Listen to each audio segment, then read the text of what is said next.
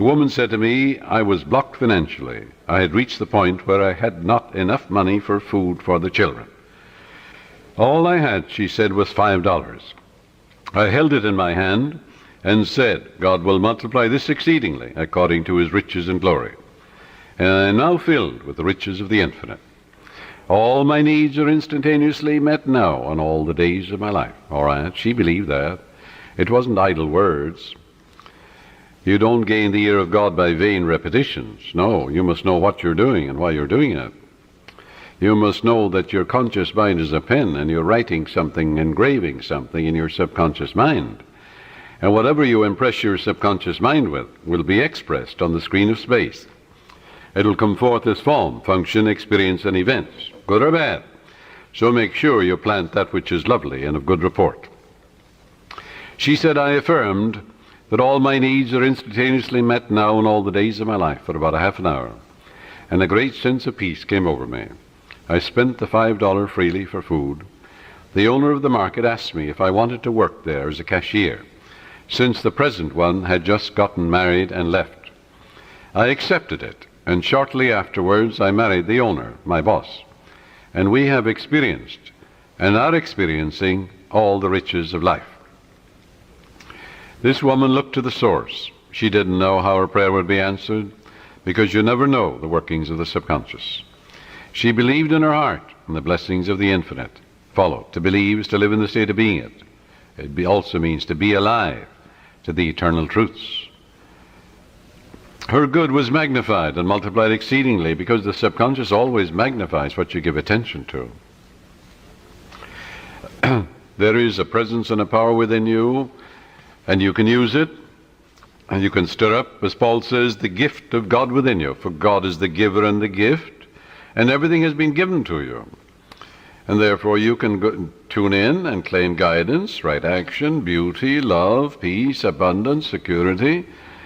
You can say to yourself, well, God's ideas unfold within me, bringing me harmony, health, peace, and joy. If you're in business, you're a professional man, you're an artist, you're an inventor, just sit down quietly and say, God reveals to me new creative ideas, original, wonderful ideas, which bless humanity in countless ways.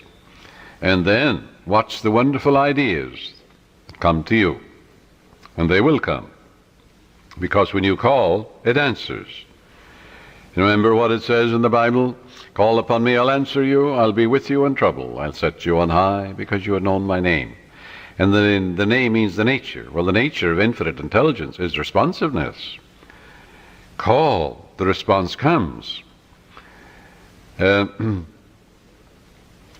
Constantly affirm, feel and believe that God multiplies your good exceedingly, and you will be enriched every moment of the day, spiritually, mentally, intellectually, financially, and socially, for there's no end to the glory of man for his daily living. Watch the wonders that will happen as you impress these truths in your subconscious mind. As you listen to this tape, this cassette, let these truths sink into your subconscious, and they will, and they are. And you're engraving them. And the more often you do this, well, the quicker you will impregnate your deeper mind. You'll experience a glorious future in a financial way, in every way too. Watch your thoughts. Never talk about economic lack and limitation. Never talk about being poor or in want.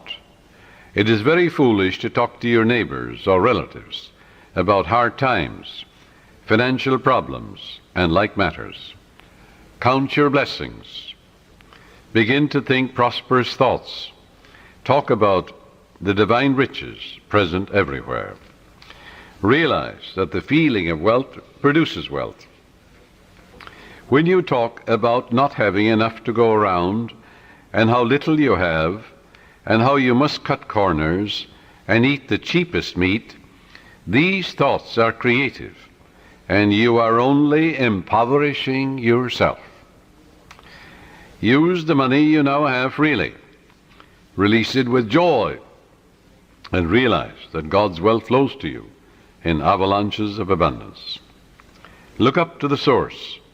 As you turn to the divine presence within you, the response will come.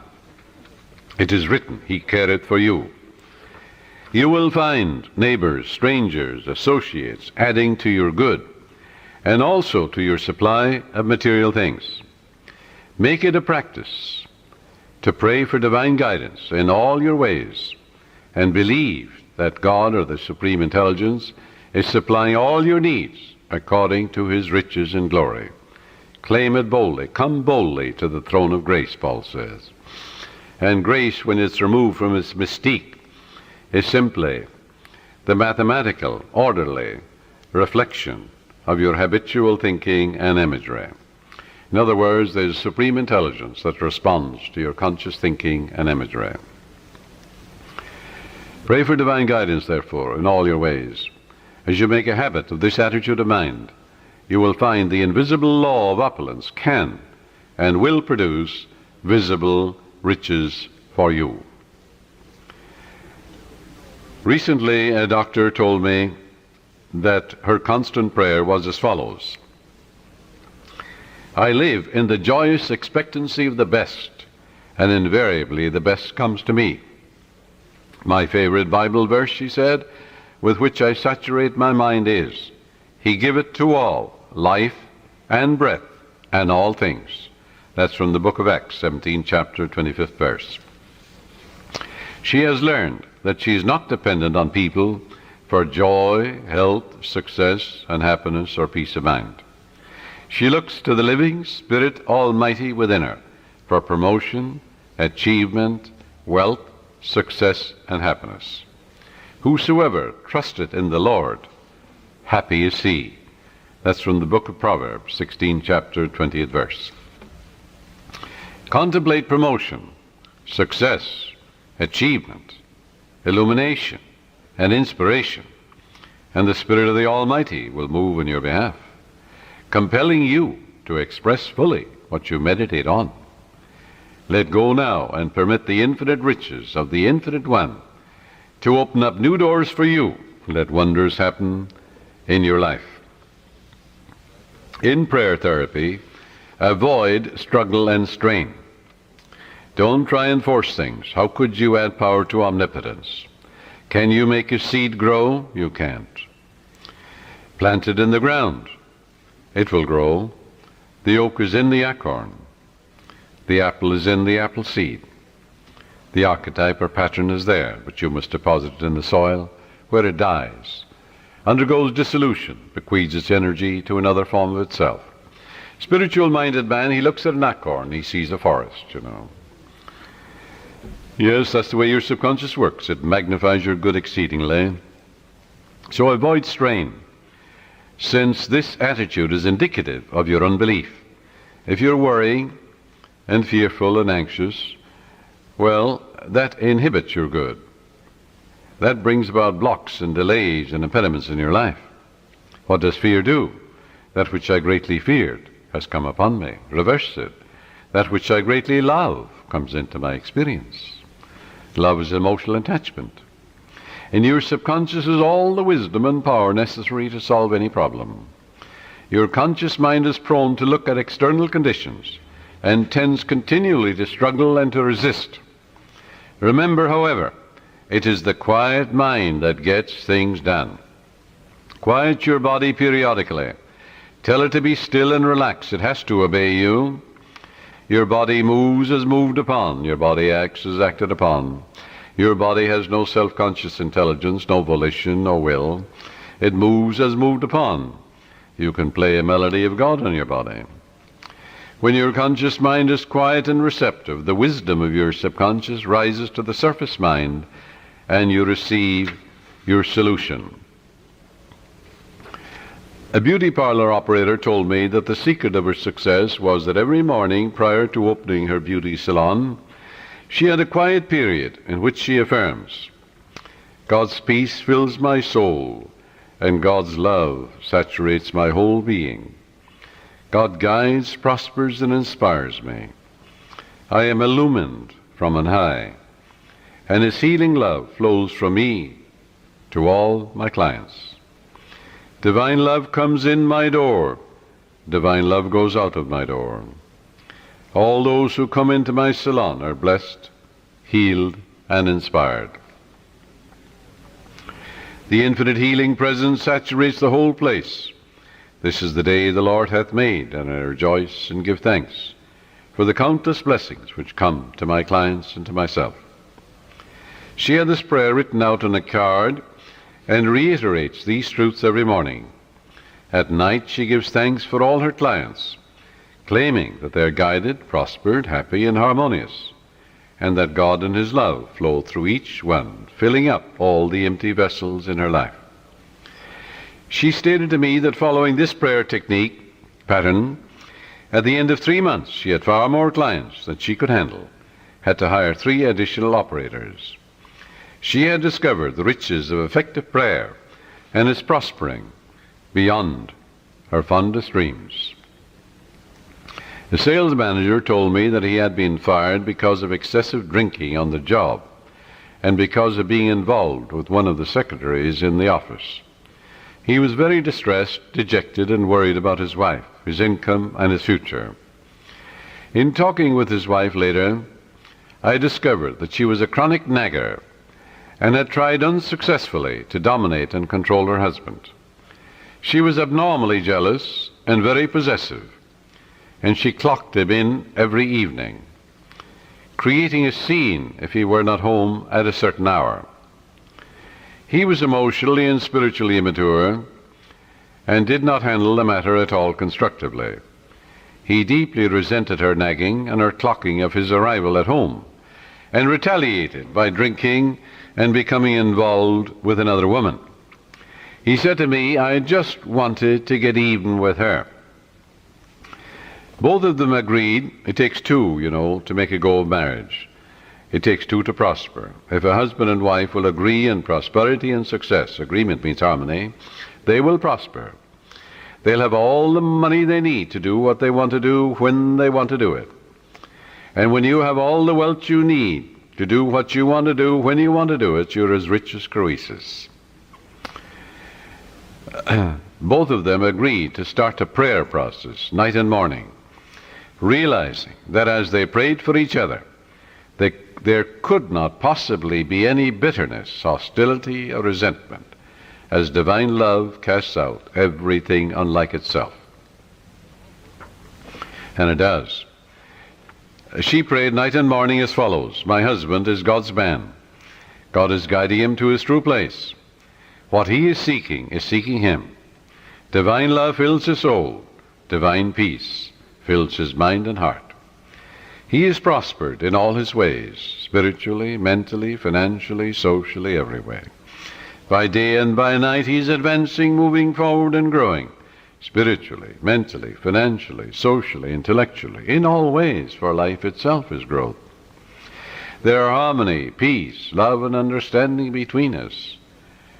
It is divine right action and divine peace operating in our lives."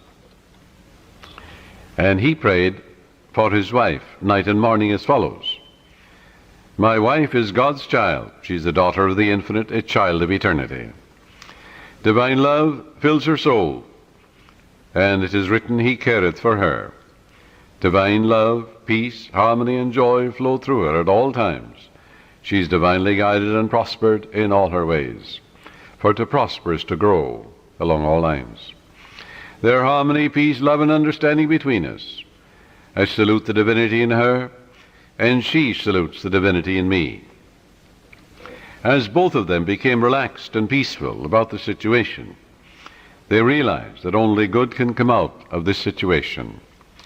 Soon he received a phone call from the president of the company calling him back, stating that he had heard he had had a reconciliation with his wife, and at the same time he praised him for his past achievements and accomplishments for the organization. Actually, his wife, without his knowledge, had visited the president of the company and had told him the whole story, how happy they now were, and how the other woman had vanished out of his life. She told how they were now praying together. He was impressed, and she and her husband discovered very quickly the riches of scientific prayer. For the riches of the infinite are within you. You can know if you have succeeded in prayer by the way you feel. If you remain worried or anxious, if you're wondering how, when, and where, or through what source your answer will come, you are meddling. This indicates you do not really trust the wisdom of your subconscious. Avoid nagging yourself all day long, or even from time to time. When you think of your desire, lightness of touch is important. Remind yourself that infinite intelligence has taken care of it, in divine order, far better than you can by tenseness of your conscious mind. For example, if you say, well, I need $5,000 by the 15th of next month, or the judge must make a decision for me by the 1st of the month, otherwise I lose my home, my mortgage, and so on. That's fear and anxiety and tension. What will that do? Bring blocks and delays, impediments and difficulties into your life. Always go to the source. Remember, in peace and in confidence shall be your strength. When you're anxious and tense and worried, that will not bring about prosperity or peace of mind or health or anything. Go back to the source. Come to a place of absolute rest in your mind and say to yourself, reiterate these truths. It is done unto me as I believe. Go thy way as thou hast believed, so be it done unto thee. All things be ready if the mind be so, which means all I have to do is ready my mind to receive the benediction, the guidance, the wealth, the answer, the solution, the way out. According to my faith is done unto me. Go thy way, thy faith hath made thee whole. Go in peace, thy faith hath made thee whole. And all things are ready if the mind be so. The light of God shines in me. The peace of the everlasting God fills my soul. And quietness and confidence shall be my strength. God gave me richly all things to enjoy. With God all things are possible. Reiterate these simple truths. Say, the Lord is my shepherd, I shall not want. He maketh me to lie down in green pastures. He leadeth me beside the still waters. He restoreth my soul. When I call upon him and he answers me, he'll be with me in trouble. He'll set me on high because he hath known my name. God is my instant everlasting supply, and ever-present help in time of trouble. Reiterate these truths. Read a psalm like the 23rd and 91st Psalm, and go over these psalms quietly, peacefully, and lovingly. You'll get to a point of rest and peace in your mind. And you realize that God is never late, and that God is your instant and everlasting supply, guiding and directing you, revealing to you everything you need to know, opening up the door for you, revealing to you the solution. And God's riches are circulating in your life, and there's always a surplus. Then, when you act that attitude of mind, the way will open up, the dawn will appear, and the shadows will flee away. But you won't get an answer by worry and fear and tension and anxiety. This will only attract more lack, more difficulties. So reverse it. Go back to the source. Reiterate the truths you know. Dwell upon the truths of God, such as God is absolute peace, absolute harmony, boundless wisdom, infinite intelligence, the ever-living one, the all-wise one, the all-knowing one, the self-renewing one, knows all and sees all, the source of all blessings. That will quiet your mind. That will give you peace. And when the mind at peace always gets the answer, for in quietness and in confidence shall be your strength. And God knows only the answer. So learn to let go and relax. Do not give power to the externals or conditions. Give power and allegiance to the infinite presence and power within you. The swimming instructor tells you that you can float on the water, which will support you if you remain quiet, still, and at peace. But if you get nervous, tense, fearful, you will sink. When you are seeking wealth, prosperity, success, or a spiritual healing, or anything, feel that you're immersed in the holy omnipresence. You know, like you feel you're in the ocean or in a swimming pool.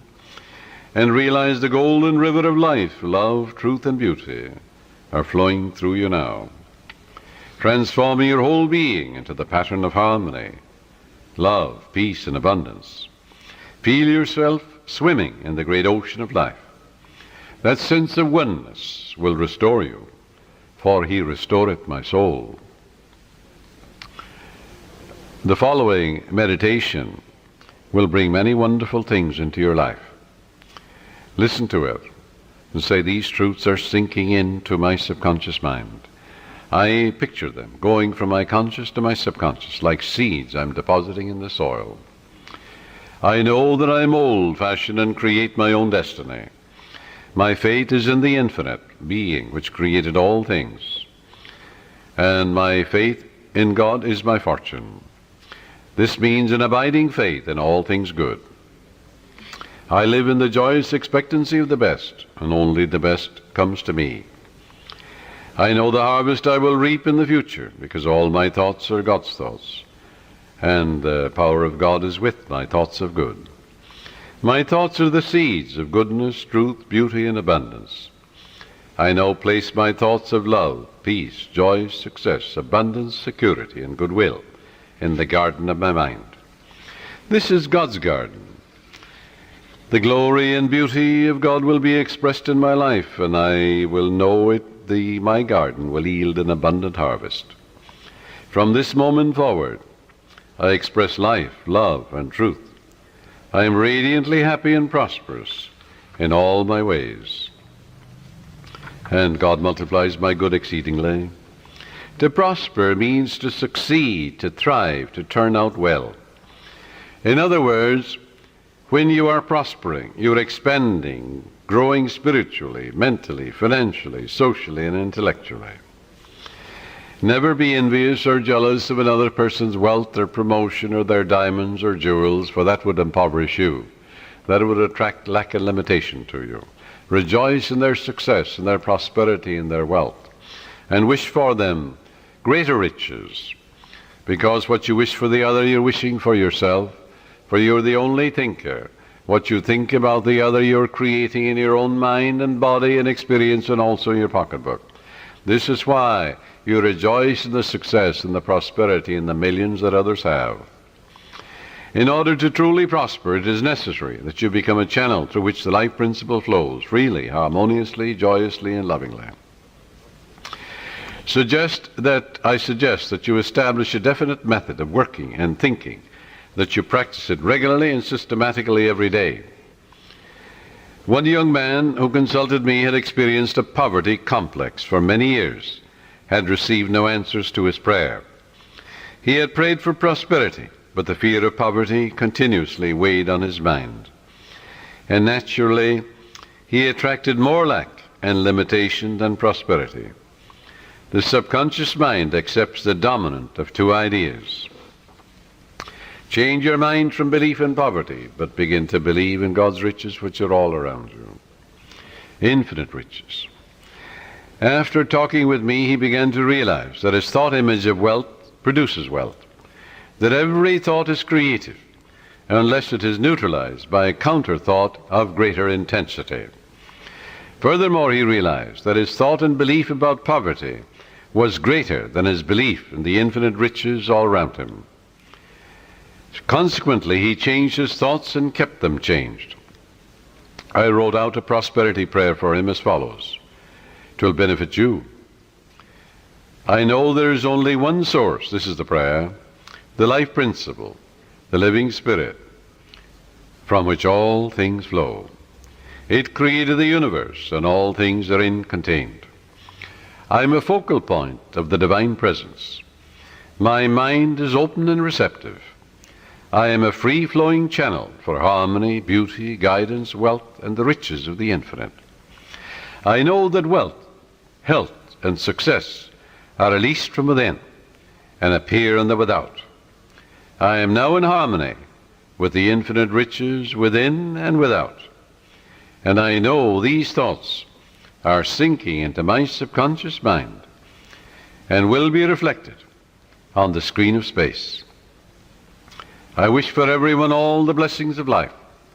I am open and receptive to the divine riches, spiritual, mental, and material, and they flow to me in avalanches of abundance.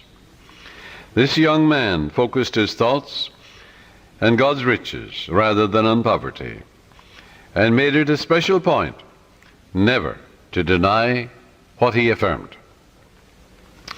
Many people pray, for wealth, and they deny it. An hour later they say, I can't afford this, I can't make ends meet. They're making a mockery of their prayer. They're like the man that gets into a taxi in New York, and he's going to the airport, and on the way he says to the taxi driver, oh, take me back home, I forgot my passport. So he goes back. Then he said on the way again, oh, I better go to my club, I forgot my wallet. So the taxi driver takes him to his club. And he says, oh, I forgot some letters at my grandmother's. So off he goes to the grandmother. And he gives a half a dozen directions in a half an hour to the taxi driver. Finally, the taxi driver takes him into the police station because he realizes he's mental.